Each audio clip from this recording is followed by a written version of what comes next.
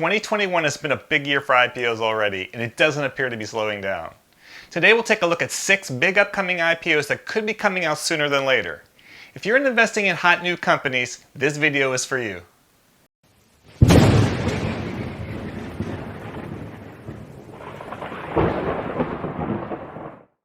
Welcome to the Healthy, Wealthy, and Wise channel, where we focus a lot on IPOs. For those of you new here, my name is Kevin.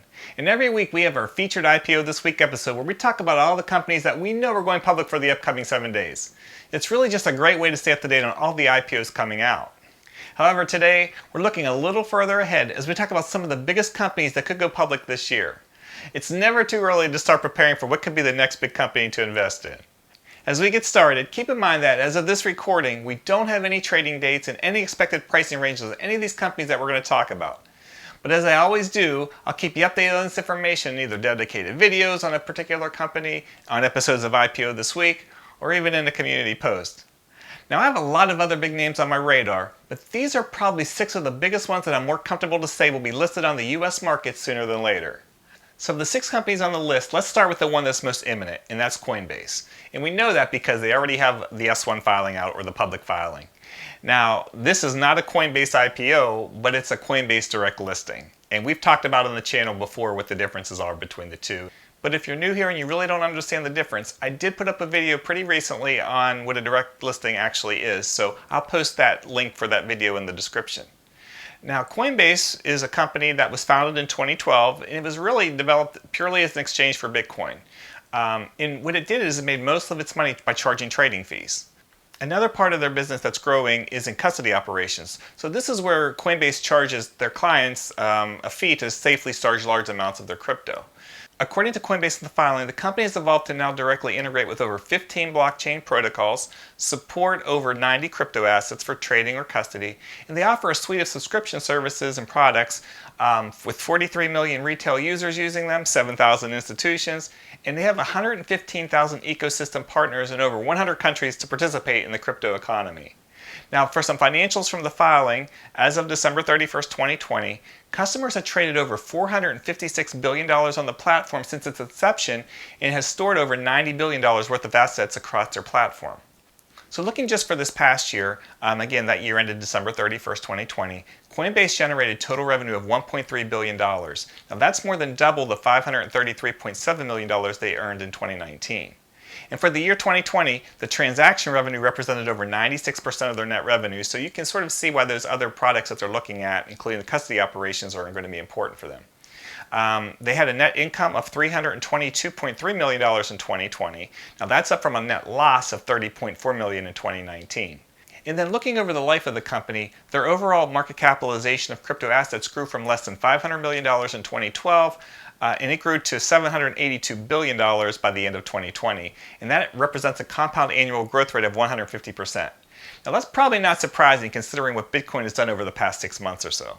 Now there's obviously been lots of growth in crypto, and with more and more people getting behind it, including some popular people like Cathie Wood and Elon Musk. Plus you also have more institutions involved. That just interest and mainstream acceptance has just resulted in the value of crypto going up. Now, as far as Coinbase and their valuation, they were valued around $90 billion based on about a share price of around $350 within the past couple of weeks. Now, some of the shares had actually traded a little higher, closer to that $400 mark, which then would roughly value the company at close to $100 billion. Now, as of right now, we don't have a date as to when Coinbase stock should be available, although it should be available pretty soon. As of right now, again, we don't have a specific date for the Coinbase IPO or, again, the Coinbase direct listing. But what we do know is that when it does start to trade, it will trade under the ticker COIN. Now, prior to the listing, they will set a reference price. So now if you're trying to figure out what that reference price could actually be, it probably is going to be around that $350 share price that just traded recently. So we'll keep an eye on that. Next up, in number 2 on the list, is a big one that thrived during the pandemic, and that's Instacart. Now, they're a company that operates a grocery delivery and pickup service in the United States and Canada, and they do it by the use of a website and mobile app. The service is now in all 50 states of the U.S., and what it does is allow customers to order groceries from participating stores, and what happens is the shopping is done by a personal shopper. The company has since expanded beyond grocery, and they are doing things such as delivering prescription medicine and really any other common household items. The company has generated approximately $1.5 billion in net revenue in 2020, so that's a lot of money. And they also just recently announced 300% transaction volume increase year over year from December. And then the company has also been profitable on an adjusted basis for the last 3 quarters of 2020. So obviously the company has thrived with the ongoing concerns of the pandemic, particularly on those that more risk populations, such as the elderly and those with more of those comorbid conditions. And again, the company just provides a solution that allows these people to get the items that they need in a much safer way. Now, with the pandemic still present, but with more vaccines getting out there and obviously subsiding, the question is how many younger and healthier people will stick with the convenience of the service? Now, one of the things Instacart is doing, and again, sort of a hedge on that, is that they've increased advertisers on the platform by over 500%, and now they have over 1,300 consumer packaged goods companies, advertising on their site. Instacart is also building technology for grocery store chains like Wegmans, and some of that technology is used to power their apps, websites, coupon programs, and any advertisements. Now, at this time, as we sort of expect Instacart to come out sooner than later, or at least I do, we just know that recently Instacart has selected Goldman Sachs to head up and lead its IPO, something that we know. And interestingly, they just added Snowflake's Frank Slootman to the board of directors. Now, Frank Slootman, we've talked about when Snowflake went public last year. He's the CEO of that company, and he's really been known for taking big companies public. So his expertise on the board, I'm sure, was a consideration of being added. As a company is preparing to go public, valuation is always a big concern. Now, as of a recent 2021 fundraising round, the company raised $265 million, and that upped their valuation to $39 billion, which is more than double from around in October of last year, when that came in at $17.7 billion. Now, again, when we ask the question of will the momentum from 2020 last with the return to normal, well, investors must think so, and that's just based on how the valuation has changed. Now, not surprisingly, because they are a big company and have a lot of cash on hand, they're another company that's considering a direct listing. And something that might give a little bit more credence to that is that Instacart just recently added Spotify's former CFO as a director. And you might remember that Spotify went public with a direct listing before Palantir, Roblox, Asana, and whatnot. And all this talk on direct listings makes me think about the video I referenced earlier about what they were and whatnot. And in that video, I asked if 2021 was going to be the year of the direct listings. More and more, it looks like it definitely is going to be. All right, moving on. We have number 3 on the list. This company is called Nextdoor. Now, this is another company that kept people connected during the pandemic. Basically, people use the Nextdoor app to get updates from their neighbors and local businesses. The platform also serves as a way for people to sell items and other local services. So Nextdoor was developed to be a location-based app in 2008 and then went live online in the US in October of 2011. And right now they're currently in about 11 countries across the world. Now, how Nextdoor works is that users sign up, and when they sign up, they're required to use their real names and their street addresses. Now, they do have the option of not putting their actual house number if they want a little extra privacy. And then, as they sign up, they're assigned to a neighborhood group based on that information. And then once neighbors join the neighborhood website, they can then find their neighbors in the resident directory, they can view a neighborhood map, they can ask for advice on the platform, they can exchange local recommendations, and they can just share any general neighborhood information with each other. News updates also go out on the app. Now, residents can choose to see and respond to updates through email or also just directly on the website. Now, public entities such as police departments as well as local and state governments have partnered with Nextdoor in exchange for these entities being able to write public service announcements on their platform. Now, there has been some controversy with Nextdoor, particularly for a few years now, as they've been criticized for enabling their users to racially profile others by using the app. And then also in response to what happened in early January at the Capitol, Nextdoor has now recently just stopped allowing political groups to post in the main feed.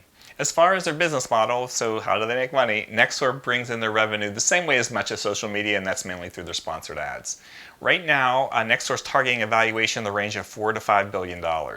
And that's up from being last valued in 2019 at about $2.2 billion. So again, another company that thrived during the pandemic and looking to cash in. Now, next up on the list is number 4, UIPath. Now, we mentioned UiPath a couple of months ago on the channel when they first submitted their confidential filing. Now, for those of you not familiar with UiPath, their business is built around using artificial intelligence and machine learning in an effort to automate millions of repetitive and mind-numbing tasks for businesses and government organizations all over the world. And what their hope is to improve productivity, customer experience, and even employee job satisfaction. I mean, most of us get tired of doing the same thing over and over again. Now, to meet this need, the robotic process automation platform offers easy-to-use development tools, automation of intricate processes, enhanced control, cloud and on-premise deployment, and multiple robots on a single virtual machine. UiPath also provides UiPath Studios that models automation visually, UiPath Orchestrator that manages critical enterprise duties, and UiPath Robot that executes the processes. Now again, we mentioned a couple months ago that they did file confidentially, but they have yet to release a public S1 filing. So right now, we're just waiting, but it seems like it could be coming sooner than later. Now, we don't have the detailed financials that are present in a public S1 filing yet, but the company does claim to have annual revenue of about $360 million and more than 6,300 customers. And some of those customers include some pretty big names: Amazon, Bank of America, and Verizon. And in fact, UiPath says they have 50% of the Fortune 20 companies that can be counted as clients of theirs. Now again, as we start thinking about a company going public, we start to consider valuation and investment. UiPath has been really popular with private investors, and they've raised over $1 billion in funding since their founding in 2005. And in a Series E round of fundraising last July, the company was valued at $10.2 billion. Now, more recently, on February 1st, UiPath announced that it had closed a $750 million Series F funding round with a post-money valuation of $35 billion. So, again, in less than a year, more than tripled. And then right after details of the fundraising round came out, there's also reports that UiPath is planning to go public through a direct listing. Seems to be a common theme, doesn't it? With this company being in the tech sector in general and in artificial intelligence more specifically, I have to believe a UiPath IPO or a UiPath direct listing will generate a ton of interest. Next up, in number 5 on the list, is Databricks. Now, there's been a lot of people that have asked me about a Databricks IPO on the channel for quite some time, and I really hadn't had a lot of information to think that it was imminent, but do have some information that thinks it could be sooner than later, so I'll share that with you in a minute. So to give you some background on Databricks, the company basically simplifies data and artificial intelligence so that teams can perform on a single source of clean, reliable data to generate measurable impact, and they do that by interacting with corporate information stored in the public cloud. Now, if you like Snowflake last year and wanted to get on their IPO but then was priced out, Databricks is a company you might want to consider. Now, I am not an expert on what they do, but let me try to explain based on how I understand it. So Databricks became popular because it started to help companies implement a version of Apache Spark, which is an open source computing framework for storing lots of different kinds of data in massive quantities. And then it can help clean up data for exploration in data visualization software. So what Databricks did was pioneered the idea of lakehouse architecture in the cloud. So try to explain what the lakehouse architecture is. So the lake part of it is the large amount of raw data. And what they did is they combined it with warehouses, which are organized structures of processed data. Thus you get the name lakehouse. So Databricks claims that this offers an open and unified platform for data and artificial intelligence. The Databricks software gives companies a simple way to run this sort of software without having to worry about configuring and updating it. Databricks is also 100% cloud native, and they're increasingly helping organizations deploy artificial intelligence models. Now, while there are some similar offerings that are available from Snowflake and BigQuery, the release from Databricks is that they use, again, that data lakehouse, which is that combination of information that is structured alongside unstructured data. Because typically they reside in two different stacks, and so this is a way for Databricks to offer a combination solution. Now, as I said, and I'll say it again, I'm not an expert on any of this, so don't ask me too many detailed questions. Now, more than 5,000 companies worldwide reportedly use Databricks' software, including more than 40% of the Fortune 500. And that includes companies like Comcast and CVS. And then just to show you how well they're thought of, Databricks has the support of major cloud providers, including Amazon, Microsoft, Alphabet, and even Salesforce. And Databricks expects to make more product announcements in 2021 as they look to capitalize on the fastest growing industry sectors, and that includes healthcare. In fact, according to their CEO, Databricks is behind the scenes in pretty much all the vaccines that are being talked about. He also mentioned how healthcare providers are using it to track inventory and how crowded that their hospitals are. So let's get into some valuation talk. Databricks raised $1 billion within the past couple of months, including from a few prominent corporate investors. Those include Amazon Web Services, Alphabet's Capital G venture arm, and Salesforce Ventures, all joined in according to a statement. And then Microsoft, which invested in Databricks earlier, is also participating again in the latest round. Now, Amazon, which is the largest cloud provider, did not put money into Snowflake before it went public. However, it's investing in Databricks at a later stage than it historically had done. So after all this fundraising, Databricks is now valued at $28 billion, and it shows that the top 3 cloud providers in the US recognize that the company represents an opportunity similar to Snowflake. Again, another company with cloud software that helps companies manage data. Now, another reason I added Databricks on this list of companies going public, again, hopefully sooner than later, was the fact that their CEO told CNBC in an interview that after the funding announcement, that the company was considering a direct listing but hadn't made a decision. Now, the reason why I think that that's interesting is because we've seen a lot of these big companies, including Roblox and Coinbase, have this trend of doing fundraising right before they do a direct listing. So, something else to think about there. All right, moving on, and last but not least, we have number 6, and that's Robinhood. Are you guys familiar with this company? I mean, it's not like they've been in the news or anything, right? Now, a lot of you guys use the platform yourselves. You like it, and of course, a lot of people just like the idea of investing in a company that they use and find value in. And then obviously the company has grown a lot and fast, and it's been fueled by the younger demographic, and particularly millennials. They also meet the definition of being a disruptor. They revolutionized online trading by not charging commissions, which has led to many other brokerages to follow suit. And while I don't use Robinhood myself, I am glad that they came around because now I have commission-free trades. Now, to give you some numbers on how fast they've grown, by the end of 2020, they had 13 million accounts. And the company also definitely benefited from the pandemic, as they added about 3 million accounts in just the first quarter of last year alone. Now, I had a video out a couple months ago on Robinhood and why this was the year that they probably were going to IPO. And that was before GameStop came out, like literally just before, and that whole situation. And while there have been some headwinds, and I was considering about making a video why it may not happen, it definitely looks like it's still on, and I'll give you some ideas with that. But before we get into why I still think it's on, let's talk about what they've been dealing with recently. So going back to last year, there's been some high publicity issues that have happened. Number one, there was outages last March, so right when the market was going crazy, some people couldn't trade their stocks at all for like a day. They had data breaches in the past year. They had the Secretary of Massachusetts sue the company, accusing Robinhood of violating the state's fiduciary rule. And in that complaint, they basically said that Robinhood enticed inexperienced investors to make risky trades, which could then profit off of trade execution. And then at the end of last year, Robinhood had to settle SEC claims that had misled customers about how it makes money. The SEC claimed that Robinhood was more focused on getting those large payments from market movers than on getting good trade execution. So again, they felt the customers were getting poor prices on their trades, even though you had commission free. It's just sort of that the bad outweighed the good, basically. And then, as typical in most settlements, Robinhood didn't admit or deny in any wrongdoing, but it did pay $65 million to settle the case. Now, when the claim was settled, it did result in people taking a deeper look into how Robinhood makes money. And again, how were they able to disrupt the market and offer trades commission-free in the first place? And then still make money. So what Robinhood does is a pay-for-order flow, which is a legal practice, and that involves taking a cut of the profits market makers earn by executing Robinhood client trades. Now, other brokers also make money this way, but they tend to rely on it for much less of their total revenue. At Robinhood, it makes up a majority of the revenue, in fact, as much as 80%, while as a comparison, at Charles Schwab, they number is about 2%. Now, Congress did grill Robinhood CEO on the GameStop issue during a public hearing based on the situation where people were limited in buying certain stocks, including GameStop. Now, the GameStop issue, which again was really about halting of trades, that didn't seem to cause a mass exodus.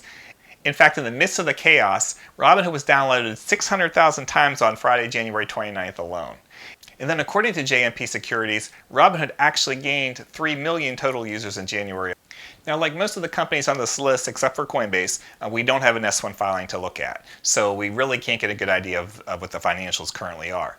Now, there has been reporting that suggests that Robinhood made less than $1 billion in revenue over the last year, and that might be less than a lot of people thought. And there's talk that they may fall short of that $1 billion number again this year. Now, public perception aside, the bigger consideration going forward is how can Robinhood grow revenue beyond order flow? Now, I know a lot of what we talked about so far seems negative about Robinhood, so you might be asking, well, what do we like about it? Well, first of all, again, fast growth, disruptor in the industry, it has a younger demographic that can grow with them. And so, like right now, a lot of times people talk about Robinhood trades being a lot less than some of the other bigger brokerages. But as that younger demographic gets older and grows their own wealth, well, then they're going to have a lot more money to spend. And then another thing to like about the company is how much money that they've raised. So that gets us to talking about valuation and how the hot market environment has powered them up. Over the summer, Reuters reported that the company had raised $660 million during the most recent round, which raised the company's valuation to about $11.7 billion as of September. And that was up from a valuation of just $8.6 billion from another round just a couple months earlier. And then when looking at all of 2020 combined, it was estimated that they raised about $1.25 billion. And then sources reported in December that the value of a Robinhood IPO could be around $20 billion, which would be about double where it had currently been valued. But that's not all, because then the shares of Robinhood stock jumped 50% in January despite the GameStop controversy, as it just again showed the demand for investors to get a piece of that action before their much anticipated IPO.